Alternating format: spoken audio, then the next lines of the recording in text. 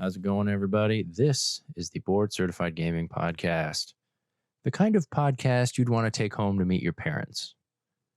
I'm talking upstanding citizen, helps old ladies across the street, has a cool car, volunteers on weekends, all that fun stuff. That's our podcast. It's not bad to look at either. That's us. This is a video game podcast. Gaming is in our title, so we have to represent. We talk about video games a lot, almost exclusively. So don't expect anything else from us because you'll be thoroughly disappointed. You might even be disappointed already. I don't know. That's up to you, I guess. My name is Andy. My co-host, Amar, is not here. I'm all alone. But that's okay because I'm always alone. Just kidding. Amar will be back next week. The soothing tones of his voice will embrace us all. Next week, he'll be hitting the mic. Thank God. Because if I'm your favorite host, 1, why? 2, why? Seriously. 3, I'm not joking. Why? Like, why? And 4, thank you. Aw. How sweet. Today is part 2 of our Decade of Gaming in Review series. All December, we're going to be talking about the last 10 years of gaming because not only is the year ending, the decade is ending. Mind-blowing. I know, right? It's crazy. This is part 2. So if you are listening to this and you didn't listen to part 1, what's wrong with you? Go listen to part 1. What are you, God? You can't just skip to 2 without listening to 1. Go back. All right, do it. In part 1, we covered 2010, 2011, and 2012. Those 3 gaming years. They were kind of boring, I know. This one will be a lot different. We are covering 2013, 2014, and 2015. Yay, counting. Love counting. So, there's some pretty interesting stuff that happened. I mean, you were there. You know what happened. If you're younger than me, I already hate you. So there's that. I'm old. And we're all old. And we're not getting any younger. So I'm going to take us on a nostalgia trip down memory lane back to the good old days of 2013, 2014, and 2015. A time where we had hope in our hearts and we weren't worried about the future. We were just happy to be in the present, which is a gift. That's why it's called the present. But we're going to the past, so none of that matters. Anyway, I'm an idiot. Okay. I am going to get into this, but first, before I start, and probably before I forget, we have some things you guys need to do. We have a Twitter account, at BCG Podcast. At BCG Podcast. All it is 4 letters and then Oddcast. That's it. All right? Follow that account. It's awesome. We tweet funny stuff. I'm kind of a wise ass.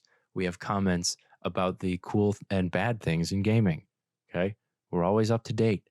We also post updates and other stuff. Go do it. Except if you're driving. Please don't. Pull over maybe. Wait till you get home.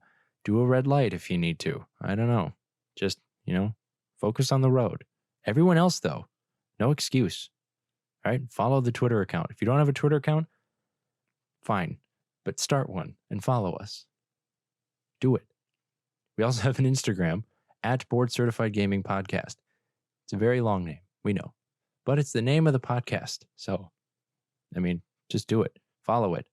We post cool pictures of what's, happening on the podcast and things that are happening in our lives. If you want to see what we look like outside of your phone, I don't know why, but hey, here's your chance. Go do that. Go follow it. The Instagram is for the eyes. This podcast is for the ears. And the Twitter is for the soul. Or lack thereof, I guess. So go check those out. We have a Patreon. Finally, we have a Patreon. Patreon.com/BCG Podcast. Go check it out. It is a way you guys can support us and keep this podcast going strong and getting stronger, bigger, faster, stronger. We can rebuild him. But it's the way you guys can support us and improve our podcast with us and make it the best it can possibly be So go check it out, patreon.com/BCG podcast. If you give $5 a month, you get access to an extra episode a month. One whole extra episode a month of us talking about video games. Who doesn't want that? Actually, I can name a lot of people who don't want that. Mom, Dad. Kidding. But if you want that, go check it out. We'd love you for it. We're going to get into it. We're going to start with 2013. And I say we, meaning me and this wall in front of me. But some would say Amar is the wall. Wait, who said that? Somebody just ran in here and insulted Amar. How dare they? 2013 was a big year. And I think you know why. You were there. You knew. You knew what you're spending your money on that year. Consoles. Talking the boxes in your living room currently. If you're still playing on a PS3 and an Xbox 360, bless you. You are a true American. Or someone who hasn't figured out that those other things exist yet. I don't know. You've had time. Go get them. Consoles. 2013. Xbox One, PS4. The heavy hitters. Sony and Microsoft kind of had a pissing contest. I mean, they still do. It's been a race to see who's better, who's got the optimal console. And this year was no different. They honestly were going to give it a fair shot, but one clearly came out ahead. And we've seen over the years that they just keep winning and winning and winning. And then we're in a cycle now of we're now in 2020, the next consoles are going to come out. But we're not talking about that. We're talking about 2013. So this was just a boring year for games before the consoles came out, which they came out in November, which is actually funny because I don't know how Xbox planned this out, but it was kind of terrible. So the PlayStation 4 was announced in February of 2013 and came out in November 15th of the same year. And the price was way cheaper than the Xbox, which was announced in May, so a couple months after February, and was released 1 week after the PlayStation 4 was. Now, I get not wanting to compete. You know, you don't want to have those people that are buying PS4s have to choose one or the other that day. You want the people to be like, okay, it's been a week. Everybody that wanted one day one or the day two or whatever, the couple days after the PS4 released, they're going to get Xboxes now. It's the 22nd. It's close to Black Friday. They're going to want one. So just do it a week later. But, I mean, it was announced later. It was more expensive. You had to have a whole brick. And honestly, I mean, it's kind of a wash. But the exclusives for each, I think PlayStation won a little bit. I mean, the exclusives for PlayStation 4 were Dead Rise or Killzone Shadowfall, Knack, Minecraft. Like Minecraft is probably a huge one. I got so many people wanting to play it. And then the exclusives for Xbox One were Dead Rising 3, Forza Motorsport 5, and Rise Son of Rome. There were others, but I mean, not, any big titles. And then they also shared Assassin's Creed 4 Black Flag, Battlefield 4, and Call of Duty Ghosts, which I know, not a smooth lineup there. Those are kind of average games at best. Some people like Black Flag, though. I didn't play it. No urge to play it at all. But they could have done a little bit better to say, okay, fine. PlayStation is a little bit cheaper. I think it was like $100 cheaper. That's fine. Save that $100 or spend that extra $100. Get an Xbox. You know why? Because we have great games already out for you and all this tons of cool stuff that you can play. But they're like, yeah, come be a Roman guy who swings a sword around. Come race cars. Everybody loves car racing. Yeah, spend an extra $100. You got to plug this giant brick in, and it's a bigger console. But Xbox, though, yeah. I mean, I get what they're trying to do. In the initial, launches, everybody was like, okay, the Xbox One is more of an entertainment console, whereas the PlayStation is more of a gaming console. And I understood that because the PlayStation, all it did was play games and your Blu-rays, obviously. But the Xbox was like, yeah, we're going to have Netflix. We're going to have Connect. So you've got all this other interesting stuff you can do. We're going to have just more things on the entertainment side, not just, okay, well, here's games, which I get. But people want consoles to play games. Yeah, it's a family thing, but people are going to want to play games and they don't want to spend a whole ton of money to do it. So they're going to say, okay, PlayStation 4, it's cheaper, it's not as big, and the games are pretty sweet. So it's just, and it came out a week earlier. And they've been preparing since February, whereas May, you get less time to prepare. So that time was really interesting for me because I was trying to pick. I had been an Xbox 360 guy for the longest time, but I was like, you know what? I mean, it even got me. PlayStation 4 is cheaper. Xbox One was like, okay, yeah, but I could already have this PlayStation for a week, and these exclusives look pretty good. The things that they're going to release in the next couple months look a lot better on PlayStation than they do on Xbox. And I was like, okay, like I think I'm going to do it. So I did. I got the PlayStation 4 and I switched, and I haven't looked back. Actually, I did buy an Xbox One when it got cheaper, but that's the whole point. It was like, this is way too expensive, especially for, 16, 17, 18-year-olds who want to blow their, part-time or summer money. They want to spend it on a console, and you can only get certain games that are also $60. So not only did you get a PlayStation 4, you got a PlayStation 4 and roughly 2 games for the price of an Xbox One. That's already in their favor. You can't compete with that, even if you are an entertainment console. And no, bad marks on Xbox. It's actually Microsoft knows what they're doing. And honestly, they're more close together now. Like it's a closer contest now with, Game Pass and all the other things that they're doing, Game Pass Ultimate, sorry. But on an initial launch, you could totally tell that PlayStation was going to beat it. And it's a more worldwide console, I'd say. So Xbox gave it a good shot, and I think they improved on their console more than PlayStation did. But PlayStation already had the fan base and already had the numbers. And the PS2 and PS3 are some of the most highest grossing systems in history. So that's a tough opponent to compete against.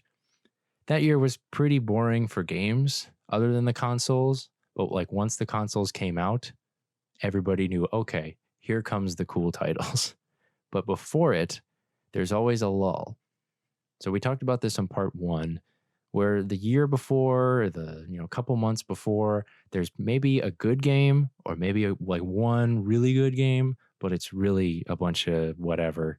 Just because every developer that knows that a new console is coming out, they want to make their games, spend their money, put all the development into the games that they want to put on the new console, because why would they focus all their attention on the older console that people are just going to buy the new one and not play the old one? They're not going to buy an Xbox One just to play Xbox 360 games. They might, because it's, backwards compatible, but they're not going to spend, I want to play all the new games for this new console. Why did I buy this new console if I'm going to play games on a console I already had? So they had to spend a lot of their development on games that are coming out after the console arrive and release, which means that 2013 is kind of like, okay, yeah, these are fun. These were fine. So BioShock Infinite was fun. That came out in March. It was very fun. And, the BioShock 1, 2, and Infinite are great games, but I personally don't think it's the best one in the series. It's the first one, obviously, because it creeped the hell out of me. Infinite was fun, but it was early 2013, so it was still kind of on the periphery of like, yeah, this can come out for Xbox 360. People will play it for a couple of months. We'll probably release one on the next console. We have enough time. People will love it, hopefully, and by the time the new consoles come out, they'll want to play BioShock Infinite again once we release it later. A lot of these games had an idea in mind. They're like, we're going to release this game, and we hope people love it, because we're going to ask them to buy it again on the next console. And a lot of them, they had some success. So Last of Us, which I didn't think was going to be that popular of a game, like that well respected. I didn't like it a ton. I thought it was okay. I'm not a big stealth game guy. It's kind of an interesting story. It's kind of a repetitive, you can see through the story a little bit and it's okay, it's kind of predictable. I didn't think it was going to be that big, but that's one where it's like, okay, we release it in June and people are hopefully going to play it and love it and they're going to want to buy it again when we put it on the new systems, which happened later, obviously. It happened in 2014, but I'll get to that. The biggest one, I think, of 2013 that was like, yeah, we know you're going to love this. We know you're going to just go gaga all over this and then buy it again when it comes out for the next systems. Grand Theft Auto 5. So that is still, I don't think anything's going to beat it or come close. It's the highest grossing video game of all time because so many people bought it for the Xbox 360 and the PS3. And then it came out again on the PS4 and Xbox One. And they're just like, everybody wanted it. Everybody played it. Everybody loved it. Grand Theft Auto Online is, I think, still super populated just because everybody's playing it, because these games, Rockstar, just are literally rock stars. So they just update the shit out of their games for years. And then they're like, ooh, these games are so good and so big. And they just, so much stuff you can do that they always take like 5 or 6 years to come out with another one. So they're like, here, you're going to play this for a while. So we might as well update this shit out of it. And people love it. People pay so much money just to get fake money in a game. It blows my mind just to have like a car and like, oh, well, I want this apartment. It's like, I don't care. I don't personally get it. Grand Theft Auto 5 was fun. I loved it. It's a great game. But I didn't get into the whole, well, now I need to do all this online stuff so I can accrue wealth and start a business and rob a bank and buy a hotel and all this other crap. Like, I get it, but I don't get it at the same time. But that was a game that they knew. They were putting all of their money on, people are going to buy this again, even if we release it. They released it in September. So that's 2 months before the consoles came out. People had 2 months to play it on their Xbox 360 before they were going to be like, all right, well, I got an Xbox One now. And they still could play it. I think it was backwards compatible right away. Maybe. I don't know. I got a PS4, like I told you. But that was a huge game at the time. It's still a big game, which is nuts to me that it came out literally 6 years ago and everybody's just still playing the hell out of it. It's amazing. Twitch helps a lot because people are always playing it on Twitch and doing interesting stuff with their friends. So good on you, Rockstar. You hedged your bets in the right, or you didn't hedge your bets. You put all your money where your mouth was. So good job. Some of these, the Assassin's Creed 4, Black Flag, Battlefield 4, and Call of Duty Ghosts were ones that came out in November, but they came out a week before the consoles. So that's kind of the opposite of the point I was making with Grand Theft Auto 5. They came out a week before the consoles came out, and they also came out for the consoles, like on the release day.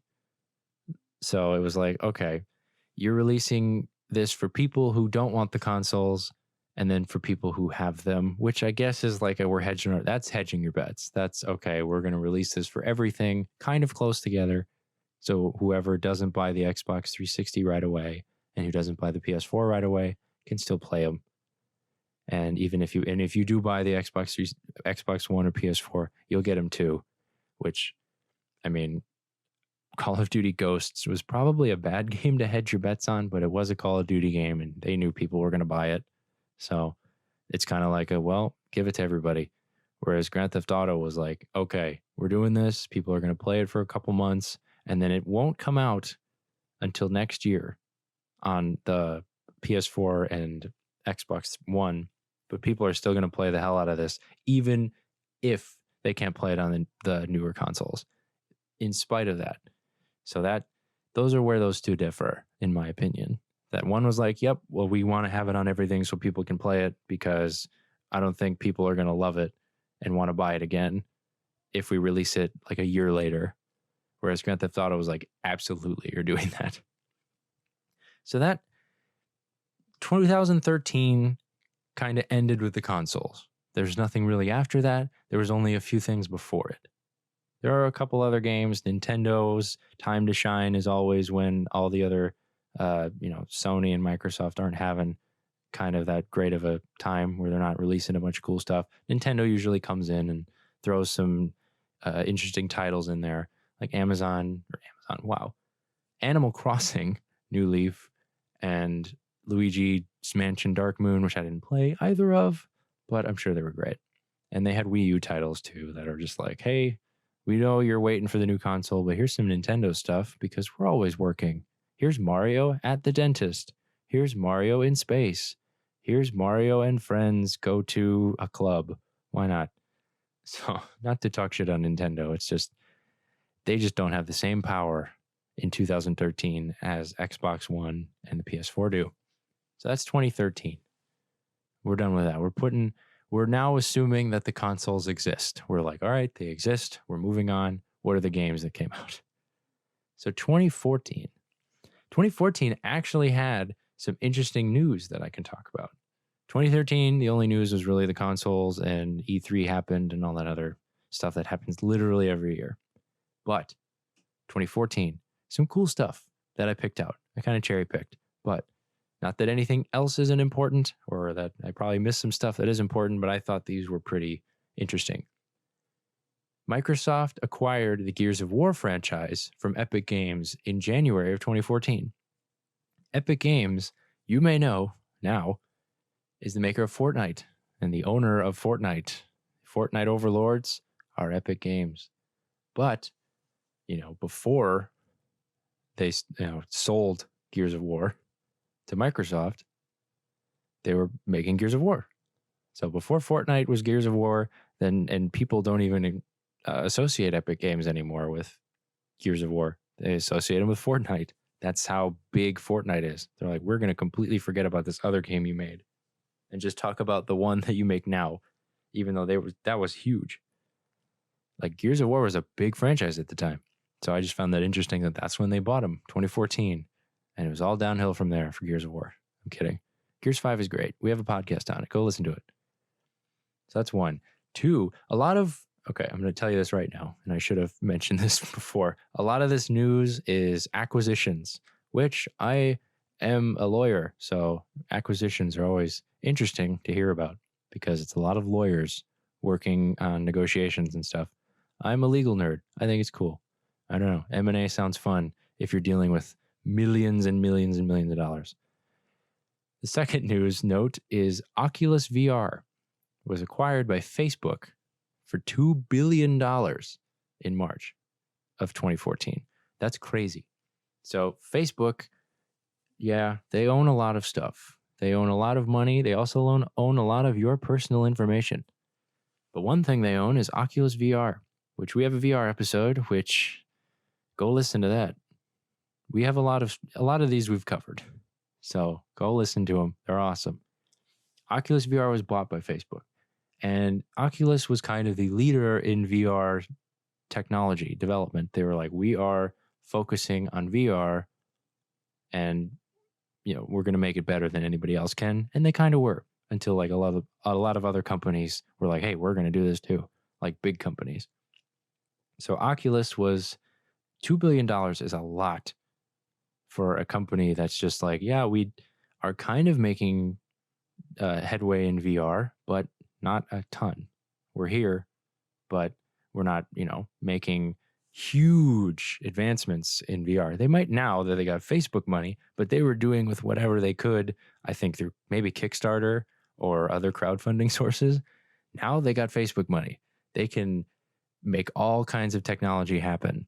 So that was very important for the VR space, and Oculus as a company. They're going to keep going. They're not, unless Facebook shuts them down, which they're never going to do, but they can do whatever they want. They can experiment. They can try to make VR in gaming a big thing, a more prevalent thing, a more affordable thing, hopefully. So that $2 billion is a lot of money. It's money I'd like to have. The last news is Twitch was acquired by Amazon for $970 million in August. We mentioned in part 1 how Twitch came about a few years before they were bought for $970 million. I don't think they thought it was going to be worth that, but they're like, holy shit, why not? Almost $1 billion for Twitch. And that was back in 2014. It is absolutely ginormous now. If Amazon sold Twitch, it's worth at least a couple $1 billion, guaranteed, just because like how huge it's been, the revenue it's bringing in, esports, all these other people, like people are signing $1 million contracts just to stream exclusively on Twitch. It's insanity. So I think Amazon got a bargain, honestly. Like they have taken it and made it a huge platform, a huge it's its own entertainment, genre. It's crazy. And follow me on Twitch at the Anster with 3s instead of E's. Go do it. So that's it for news. I mean, that's huge. That's these companies are being acquired by people who have a lot more money to work with them and have turned them into bigger, more profitable, better, I think, more improved products and more improved companies. So obviously the consoles have been out. So now it's developers can make games that are like, all right, we're going to make games for this new console because we can take advantage of the better processors, the better graphic capabilities, the better power usages, the better whatever. They're like, now we're not working with old hardware. We can work with the new hardware and make awesome games that look great on your TV and are just awesome all around. So 2014 had some really good ones because it's like, all right, we saved our time, saved our money, made these great games. Here you go. Here's some new IPs. Here's some sequels that we wanted to save until, now we're going to put them on the new one because we had to wait a year. So one is Titanfall in March. That was a good game. Titanfall kind of started the whole mech thing. I mean, it's been around. Mechs have been a thing for a while, but they were like, okay, what if we put mechs in a multiplayer game, an online shooter with no campaign? That was unheard of at the time. They're like, wait, what? Like there's wall running and it's a shooter, like an online shooter, no campaign, but you can play inside of these giant robot mechs. I was like, that sounds fucking great. Let's do it. Bring it on. And it did well. Respawn made Titanfall, and you can see where they are now. They're making Apex Legends. They're making, all these other cool games that are, and Star Wars Jedi Fallen Order, I think. Like but like Titanfall was a huge hit for them, and they were like, yup, we're going to be a staple. They made Titanfall 2 later. Like Xbox One, early players are like, March, cool. A couple months after they came out, get Titanfall. It's a great game. And they loved it. Another one that happened in March, Hearthstone came out. So Blizzard released Hearthstone, which is a huge game now on Twitch, especially like in competitive esports and stuff, and kind of controversial too with the whole China thing, but which I'm not going to get into. But that's when that was released in 2014. It's hard to believe that it's, already 5 years old, almost 6 years old. Like it's a fun game. I love it. It's a card game, but it's not a card game at the same time. Like it's kind of cool. If you love Yu-Gi-Oh and all them other card games, Magic the Gathering and stuff, you'll love it. Or if you like Gwent, all those other card games. It's a card game, but it's like a Blizzard card game. If you like World of Warcraft, you might like it too. Like, go try it. It's fun. It's free. Go try it. It's amazing. Blizzard knows what they're doing, and it just proved that they are, I think almost all of their games are just, we're going to release it and just develop the hell out of it and update the hell out of it for a couple of years until a sequel comes out in like 10. Like, here you go. I wouldn't be surprised if Hearthstone 2 comes out, in the next 4 or 5 years, just because they're like on 10-year cycles or something. It's amazing. And it's actually impressive to see how prevalent they are in esports, how big their games got in esports, which Twitch being acquired by Amazon probably had a lot to do with that. So just increases in revenue, and we who have more money to increase everybody being able to use this and everybody knowing what it is, marketability. Just here you go. Here's hundreds of millions of dollars to spend. So Hearthstone was awesome. I love it. Still great today. In April, Amar's going to love this. He's gonna love that I talk about this. Final Fantasy XIV: A Realm Reborn. This is actually an interesting story. We mentioned Final Fantasy XIV in part 1. I forgot what year it came out in, but it sucked. Everybody hated it. They were like, nope, this is terrible. So what did they do? They were like, you know what? Fine. You don't like Final Fantasy XIV? We're going to change it, re-release it, repackage it as something else that hopefully you do like. And it's going to be called literally a Realm Reborn. They're going to rebirth it. And it's an online MMO, I think. Amar would know way more about it than I do. I played it for 5 minutes and didn't like it because I'm not a Final Fantasy guy. But I mentioned it because Amar is with us in spirit. So Final Fantasy XIV: Realm Reborn in April, which apparently was well liked. Everybody liked it. They're like, okay, that's better. Good job. Thank you. Don't give us that garbage. Don't do that again. Don't give us that garbage again. We're not going to accept it next time. This next one, I'm excited to talk about because it's a game I like. Wolfenstein: The New Order. So this was also like a reboot, refresh, reborn, rebirth. Wolfenstein is an old game, old shooter back in the day. And they're like, you know what? We're going to make a new one for the Xbox One. And it was awesome. You kill Nazis. Who doesn't love that? Probably Nazis. But, you know, it's awesome. And you can dual wield assault rifles and just completely destroy people. And I loved it. Absolutely loved it. It's a great game. If you haven't played it, it's on Xbox Game Pass. Go check it out. Go kill some Nazis. You'll feel much better. I always do. Also in May was Watch Dogs, which I haven't played. And I always think it's the hacker game. That's all I think about is that you're just a guy who has a phone and he hacks things and shoots people, which I'm probably not wrong. That's all I've seen. But it was a super hyped game at that time. Everybody's like, oh my God, Watch Dogs. What? I cannot wait for Watch Dogs. And then it wasn't that great, I think. Like it was overhyped, obviously, which, you know, if you're going to hype a game up to oblivion, it's not going to be that great. So it was just interesting to see everybody talk that game up. And then it's like, okay, well, it's kind of a shooter, but you hack stuff on your phone. And like, that's it. And you drive around. I was like, all right, neat, I guess. Speaking of overhyped games, Destiny came out in September of 2014. Destiny was supposed to be like the thing. It's okay, hey, here's Halo, but it's an RPG and an MMO at the same time.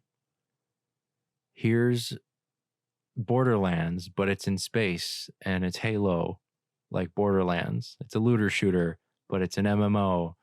And oh my God, it's supposed to break barriers and be, you know, not one genre. It's supposed to be a great game that everybody's going to love. I mean, they did. It was a very not well-received game. Like, people played it. I did. It was interesting. It was a neat concept. It wasn't all the way thought out. It was way overhyped. Super overhyped.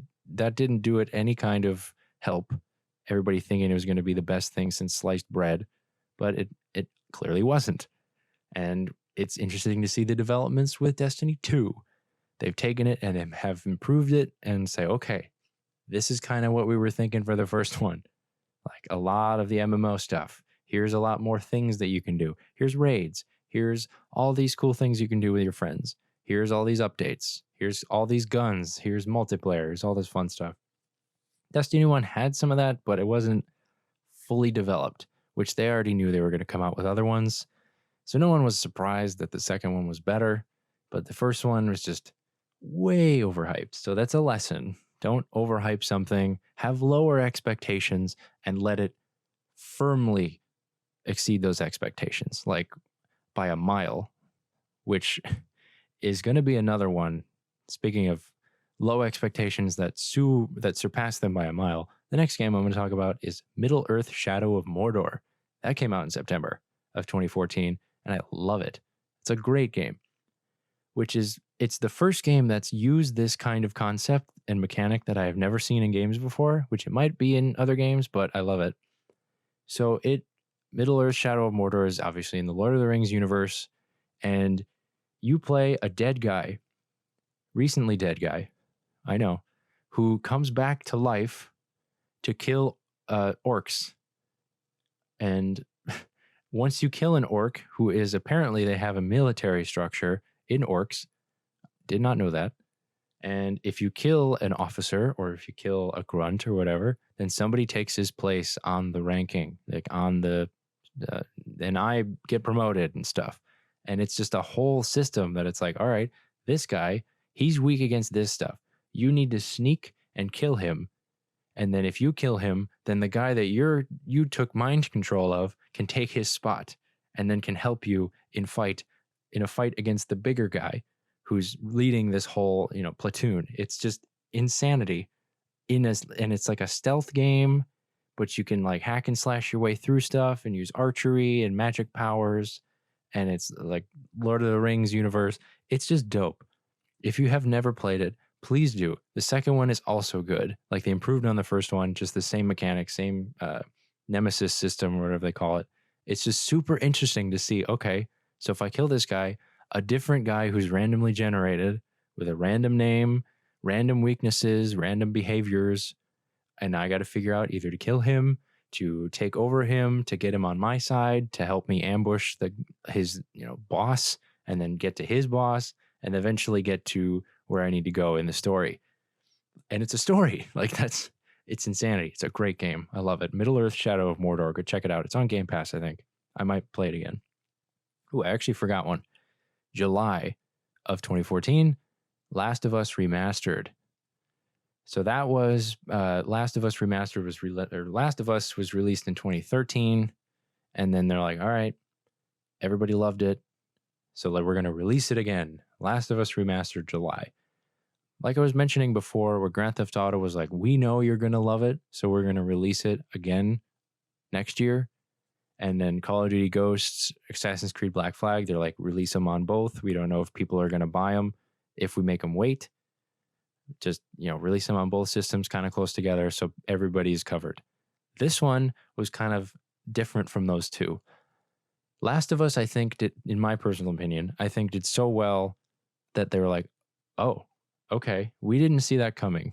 I mean, it is Naughty Dog and they make good games, but I don't think they thought it was going to be that good. I didn't think they thought people were going to love it so much that they're like, all right, here it is again. You guys loved it on the PS3. Here it is on the PS4. Everybody was clearly clamoring for this game, so here it is. Again, looks prettier, same story, zombies, all that other stuff. Here you go. I thought it was okay. I didn't have a PS3, so I bought Last of Us Remastered to play it, and I was like, it's interesting. Sure, it's the same kind of zombie story, but it's like a little bit more cinematic, kind of dramatic, kind of cool combat, I guess, but it's a lot stealthier. I'd rather play a stealth game like Middle-earth Shadow of Mordor over Last of Us Remastered or Last of Us. And it had multiplayer, which is weird. You don't expect a game like that to have multiplayer, but it does. Or it did. I don't know if they got rid of it, but so there's going to be another Last of Us coming out, which I don't know. I'm on the periphery of people who like that game, that franchise. I'm over it, I guess. I might pick it up. We'll see. So I forgot about that. In November, so we're getting to the end of 2014. So this is a year after the consoles came out, a whole calendar year. So Call of Duty Ghost came out in November, which a Call of Duty game comes out every November. It's like clockwork. This one, Call of Duty Ghost, was bad. I didn't like it. It was boring, average, shitty Call of Duty. You can kind of see the downturn of Call of Duty games. So it went, all the Black Ops games, Black Ops 2, and then Ghosts, and then Advanced Warfare in 2014. It's just like, okay, I get what you're trying to do, but this is basically Ghosts, but in a different universe. Like, it was not great. I didn't love it. I bought it like an idiot. Didn't like it. You know, they were getting way too far into here's a weird battle that might have happened. You know, but it's advanced. I'm like, I don't care. Like, I really don't care. They are just getting too weird with it. And this is kind of their downturn. You know, in a few years, they make Infinite Warfare and really hit rock bottom. So, I mean, this is kind of the beginning of, not the end, but the beginning of a valley instead of a peak for Activision and Infinity Ward and all of them people. Call of Duty Advanced Warfare, not great. Also in November, because November is always a big time for games because of the holidays, Black Friday. Everybody wants these for Christmas. So if you release them in November, you can maybe get them on a deal in around Christmas time, or you can still get them a month later. And it also gives them some time to wait out the holidays, wait out, January, February. So they don't need to come out with anything until like March, April, like spring. And they also know kids are on winter break, so they're going to want to play these a lot. So they release them in November, early December, late November, something like that. So Far Cry 4 came out in 2014, which blows my mind because I thought that came out like 2 years ago, honestly. But that might have been Far Cry 5. I don't know. I played Far Cry 3. It was fun. And they're just trying to come up with weird villains. And they're doing a pretty good job at it. This is the weird blonde guy that wears nice shoes, I think. And you're on a mountain for some reason. But yeah, Far Cry is just a fun game if you're just like, do you like kind of RPG, like kind of Fallout, but in a jungle with like some people who just are in a cult or who follow this weird guy for some reason, and he's kind of nuts and wants to kill you at the same time for some reason. Like, you'll love Far Cry. So Far Cry 4 was fun. And then also in November, one of my favorite games of that year, Dragon Age Inquisition. So I love the Dragon Age series. BioWare has a special place in my heart for making Mass Effect and Dragon Age, those two franchises. And Dragon Age Inquisition was just more of it, more Dragon Age, better looking, better combat, better, story, an interesting story. Some people, they didn't like Dragon Age 2. I thought it was fun, way, not better than Dragon Age Origins, but I thought it was great. And then Inquisition was kind of like an upturn. Everybody's like, oh, this is great. I love it. Like, this is way better than 2. And it was a great game. A lot of people thought it was game of the year for them. Like, it was just, I enjoyed my experience. Go play it if you haven't yet. You don't really have to know the first 2. Like, the good thing about Dragon Age or BioWare games in general is they'll fill it in for you.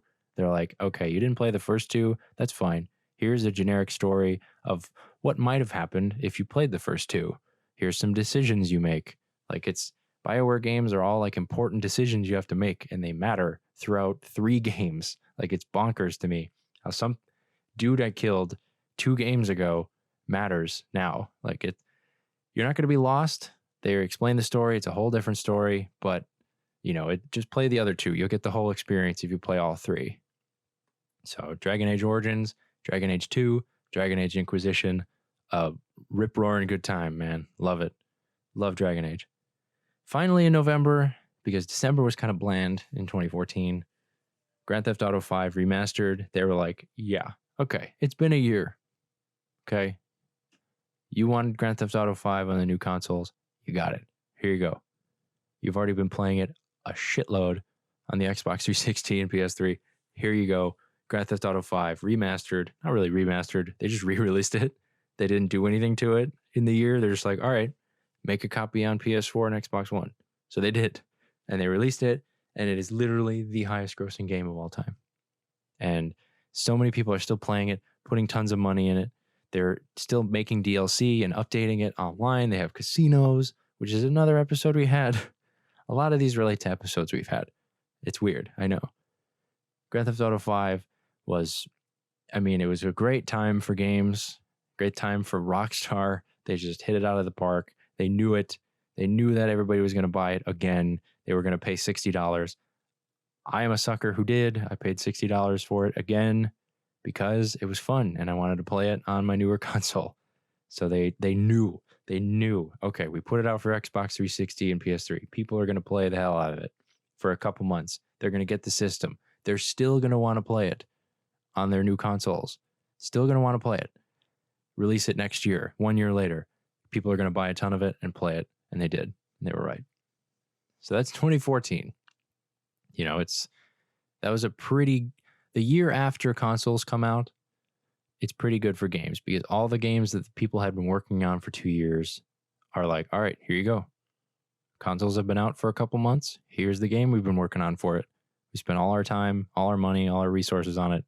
It's great. It's a new IP or it's a sequel that we knew was going to be good. So here you go. But 2015, I mean, there were still some good ones.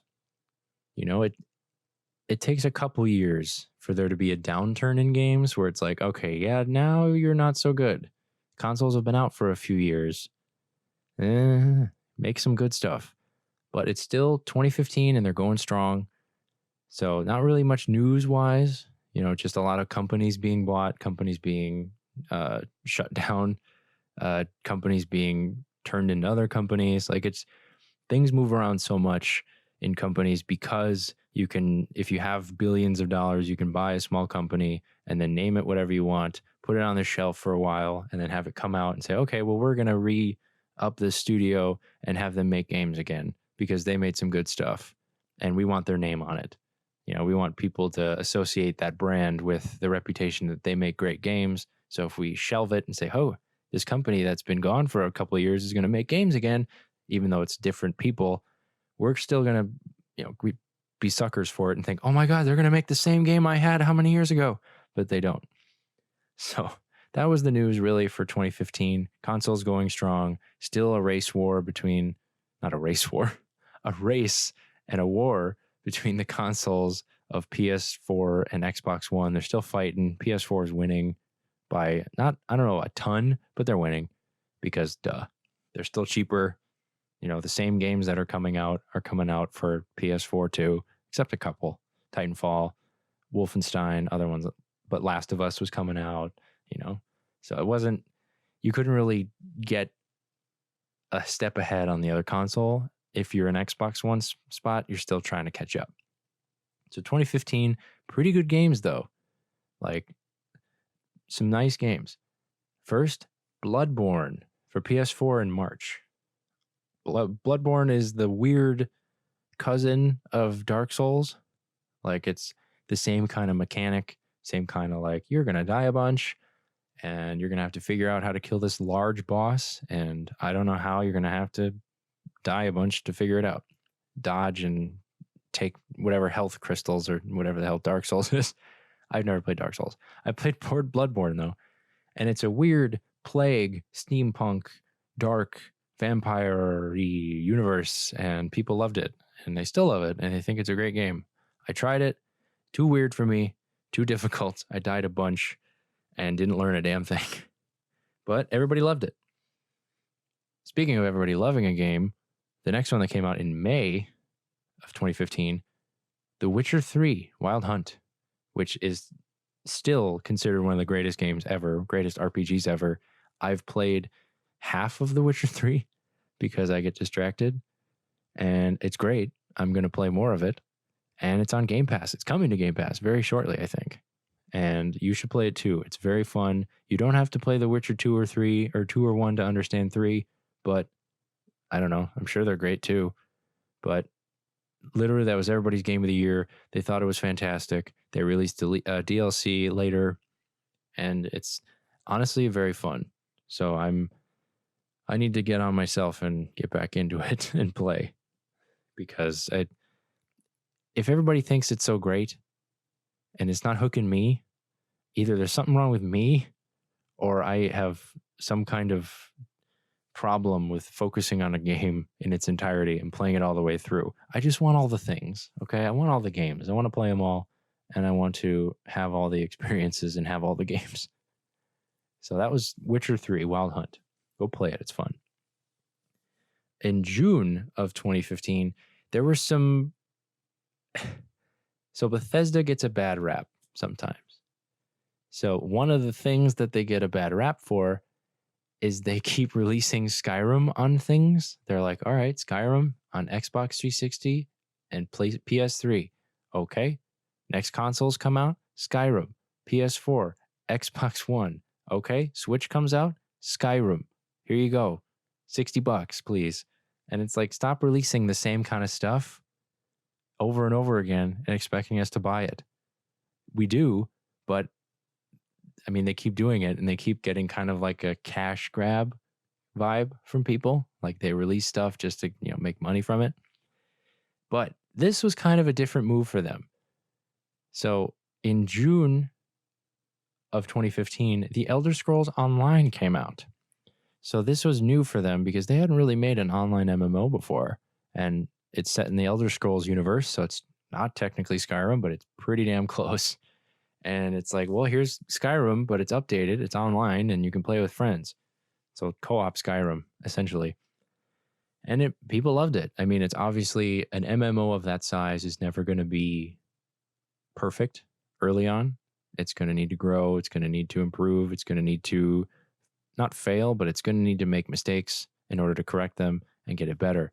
And Bethesda doesn't have the best launch history, especially with like Fallout games like that, Fallout end games like that. But it's interesting to see what the product has become. People received it pretty well. They're like, this is fun. I keep playing it. It's online. I can play with my friends. That's the only thing I've missed about Bethesda games is they're not co-op and they were just having fun and still having fun today. They're still releasing new stuff for it. They would expand on it, have DLC later. They're still coming out with DLC. Amar loves it. It's a fun game. I've tried it. Like every other game I play, I get bored. Is it me? I think it's me. I'm just terrible. I'm a bad gamer, I think.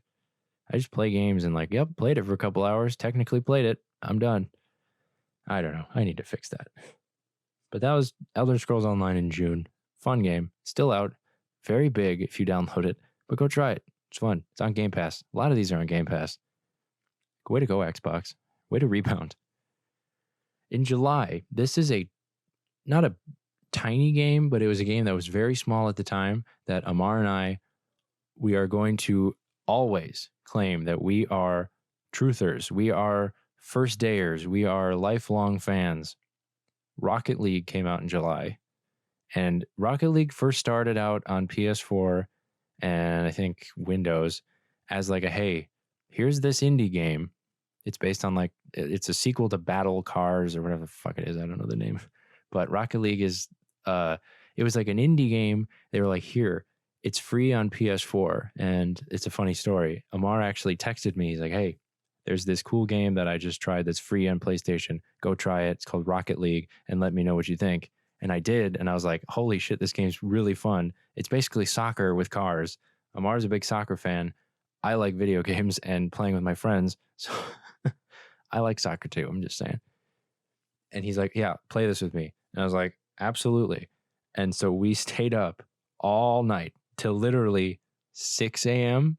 Like keep saying like, okay, we're gonna quit. We're just one more. Okay. One more match and then we'll do it. And then we're like, let's end on a high note. Let's end on a win. Like next time we lose. And it ended up being 6 a.m. And I think we had stuff. I had college. He had work the next day. We were just like, yeah, let's do it. And it became one of our favorite games that we always played together.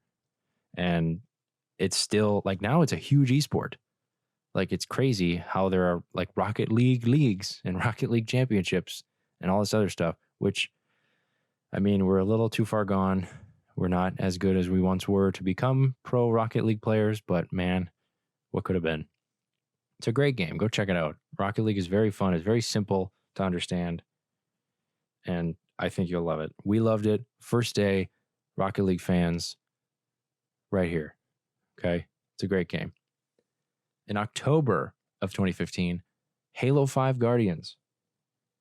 So Halo, I think they've made a few too many games of Halo.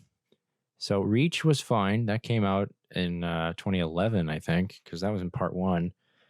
And they released Halo 5 Guardians in 2015. It was okay.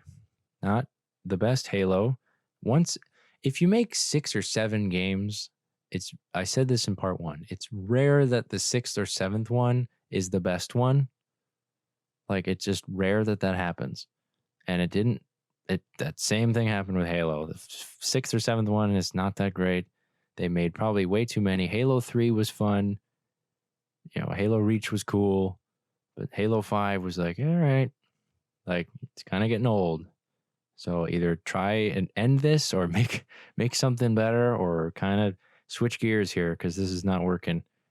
And yeah, they're coming out with a sequel to it called Halo Infinite, I believe, which, I mean, hopefully it's Halo Infinite and not Halo Infinite Warfare, but gotcha. Speaking of Infinite Warfare, Call of Duty Black Ops 3 came out in November. So now we're into November, which is, here comes Call of Duty, like always. Black Ops 3, which Black Ops, Amar and I loved the first one. 2 was okay. 3 was way out there. We were like, okay, this is starting to, you can tell, like I've mentioned this probably for a couple games in this entire episode. You can tell that, okay, this is the game where they're starting to lose me. This is the game where they're getting a little too weird with it in terms of sequels, that it's like, yeah, maybe you shouldn't have done that, or you're going a little too far, maybe try something else, or, don't cut this series, you quit while you're ahead. Black Ops 3 is a perfect example of that. I was like, okay, so these future guys are fighting a future battle with like robot bees and jetpacks and sledgehammers and all this other weird stuff. And I think the guy from Law and Order was there, I think the guy from Law and Order was there, or is that 2? I don't know. I can't remember anymore. Or is that Advanced Warfare? I don't know. But I mean, it's like, why do I care? Like, I don't really care about these guys in this campaign. And the multiplayer is the same multiplayer it's always been, except everybody's jumps and high and goes fast and has all these weird, like, trap wires and robot bees and all this other shit. I didn't want to deal with it. So I was like, okay, you're losing me here. Like, you can't say this is a war game or a battle simulator or whatever you want to call it. And it's just basically the future. And I'm like, and then they got into space and they're like, people love the future stuff, go to space. And then you get Infinite Warfare. So that's how that happened. And it was like, and Black Ops 4, they're like, ditch the campaign. So it's like the Call of Duty Black Ops 3, you could see like the gears turning of what they're thinking, and they're just down a path that it's like, I don't think you should go down that path. But they did, because they don't listen to me. Nobody does. Speaking of questionable decisions, you see, these are all connected. Star Wars Battlefront came out in November 2015. No, not that one. Not that one either. The new Battlefront. So I have been a huge Star Wars Battlefront fan. Star Wars Battlefront 2 for PS2 is probably one of the best games of all time. Of all time. Like games. Not game genres, not shooters. Games of all time. I love it. It's so great. Not a damn thing wrong with it. The only thing that's not wrong with it, or the only thing that is wrong with it, is that it's not around more today. So I thought that Star Wars Battlefront, them like, hey, this is Star Wars Battlefront, but for new consoles. We're just rebooting the whole thing, same kind of mechanics, same all this other stuff. And they were like, it's mainly first person. And I was like, this is kind of cool. Here's a beta. I tried it. It was fun. Like, you can play as a heroes and all your favorite Star Wars characters, like back in the old days. But it just didn't feel right. Like, it didn't have the same success. It just didn't feel right. Something about it was just like, this, I'd rather play the old one. So I don't know what happened. They kind of just washed one away. They're like, all right, one's over. Let's work on 2. We're coming out with 2. We're going to make it the better one, which they have. They've stuck to their word. EA makes terrible Star Wars games, but recently they've been like, okay, we're sticking with it. We're going to make it a good one. We're going to, try and make it the best Star Wars games we can, and so we don't lose this license, which I think is what they're trying to do. They might lose it. So Battlefront 1 came out. It was bleh, but 2 might be good. We'll see. I mean, it's getting better. I need to give it another shot. There's 2 games left in November, and then we're going to finish this up with a recap. So the last 2 games of 2015 are Fallout 4 and Rainbow Six Siege. Fallout 4 was massively, asked for, because Fallout 3 and Fallout New Vegas were so good. Fallout New Vegas came out. That was in part 1. And we hadn't had a Fallout game since Fallout 3 in like 2008 or something like that, whenever 9, 7, whenever it came out. Everybody wanted it. I did too. I was like, Fallout 4? Hell yeah. It was coming out and we were like, it's set in Boston. That's cool. Oh, wait a minute. These dialogue options are weird. Oh, you're a voiced guy now? Okay. Neat. Like, and there's a lot of fetch quests, and it turned out to be like, okay, it's kind of like Fallout. It's in the Fallout universe, same kind of mechanics, but there's crafting. Oh, cool, I guess. I've always wanted to build a fort in Fallout. It's just some questionable choices, but they had to make it different so people weren't just like, well, it's Fallout 3, but in a new place. But the funny thing is, that's exactly what we would have wanted. If it was just, it's Fallout 3, same kind of mechanics, we're just in Vegas or in Boston now, I'd been like, sure, that's fine. But they added too much weird stuff. Got too weird, got too modern, got too, okay, here's a new game. Here's a new kind of Fallout experience. It's like, no, we wanted the old one. And then Rainbow Six Siege, I'm actually really impressed at how it has become a popular game that people like and has become like a competitive game that people play on Twitch all the time. I think it's an esport, pretty sure. I don't know for a fact, but people love it. They play it. Rainbow Six games have always been pretty cool. Rainbow Six Vegas 2 is the best Rainbow Six game of all time. I will fight anyone on that. And people love it. So Rainbow Six Siege, I haven't played it, but it just looks really fun. And I actually do need to play it and give it a shot. I just don't have any friends, so I can't play it online with anybody. Or I'm probably a terrible teammate, so that's why. But those are all of the games and the news that has happened in the year 2013, 14, and 15. If you've made it this far, I applaud you. That is amazing. Thank you. It's been an hour. I'm surprised I even talked for an hour. Wow. Jesus.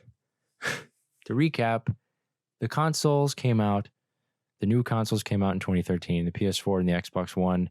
Before then, it was kind of like the games were like, all right, we know new consoles are coming, but we don't want to put too much of the eggs in the here's a game before the consoles come out basket.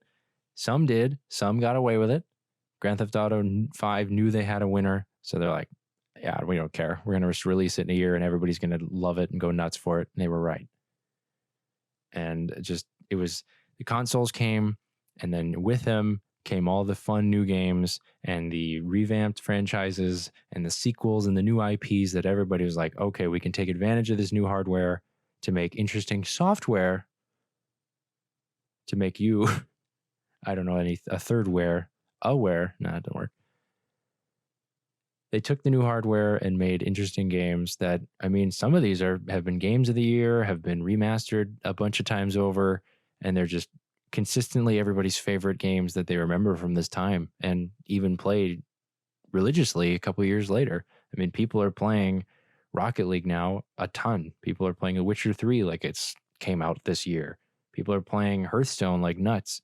I mean, some of these games were mainstays and have been since the consoles released back in 2013, and people are still playing them now. It's interesting to see what's going to happen in the next generation in 2020, if some of these games are going to get remastered or rebooted or re-released or something like that. Just, if I swear to God, if Skyrim is on the new Xbox or PlayStation 5, I'm probably going to buy it, but I'm going to be pissed. Okay, if Grand Theft Auto 5 is on them, I'm going to question Rockstar's morals there. So 2013 to 2015 is in the books. Great 3 years. I talked a lot. We hope you enjoyed this. I did. Yeah, this is great. Reminds me of a lot of games I got to play. So we will be back next week with episode 3, part 3, which is 2016, 2017, and 2018. It'll be interesting to see the dynamics between this year when new consoles came out and then those years when it's like, okay, consoles have been out for 2-3 years. What do you got? What's new? What can we do? Okay, we'll see. But I'm Andy. This is in the Board Certified Gaming Podcast. Follow us on Twitter at BCG Podcast, at Board Certified Gaming Podcast on Instagram, patreon.com/BCG Podcast. Make sure to like, comment, subscribe, review, rate, all that other stuff. Do it. Bye.